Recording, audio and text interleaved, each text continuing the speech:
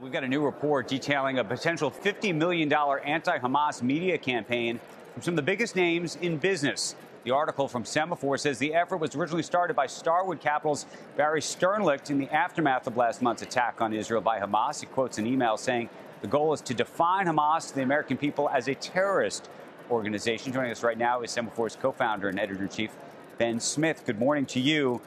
Tell us about this effort and where it stands, Ben. Well, so Barry Sternlicht, he sent an email that, maybe a little like emails you've gotten from friends or relatives to 50 of his contact list, which included, 50 of the wealthiest and most powerful people in the world, saying essentially, that I think a lot of people are sort of essentially seeing in the media that Hamas, that the pro-Israel cause is not as popular in America as it used to be.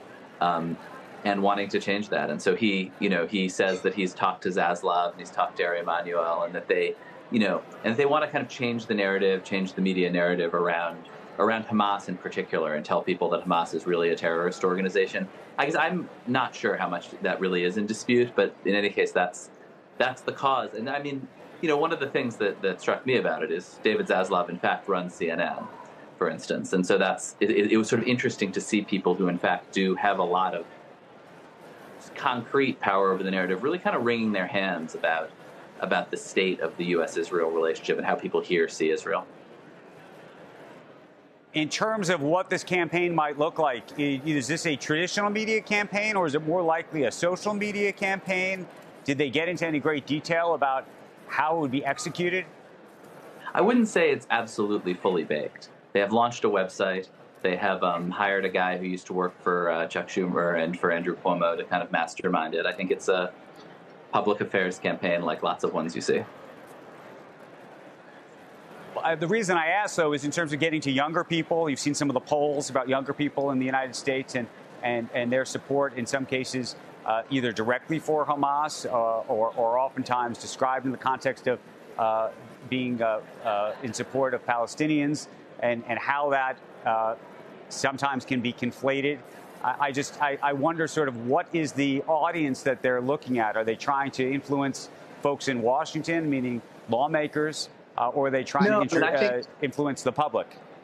No, I think they're hoping to influence the public and hoping to influence, I guess, particularly young people. I mean, I think the thing that everyone sees is that during previous rounds of this 75-year conflict, the support for Israel has basically been a bipartisan cause on a lot of levels. And over the last decade, like a lot of things in America, it is really polarized along partisan lines, along generational lines, and is now, sort of another culture war cause where people are gravitating toward opposite sides. And I think that's pretty shocking to a generation of people who grew up with bipartisan support for Israel. The reason I mentioned social media, you have a lot of people, especially over the last week and a half, looking at TikTok and suggesting that it is TikTok that is adding to that polarization on this very issue. How responsible do you think TikTok is for that? Do you think the algorithm is in fact feeding more of that type of content, especially to young people? And do you think that there's a way to reverse that if that's the case?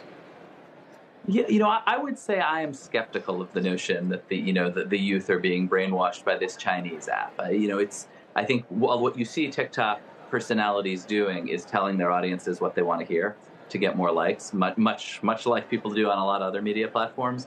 And I think what you're seeing more is TikTok reflecting back to its audience what they want to hear than TikTok leading its audience in any particular direction.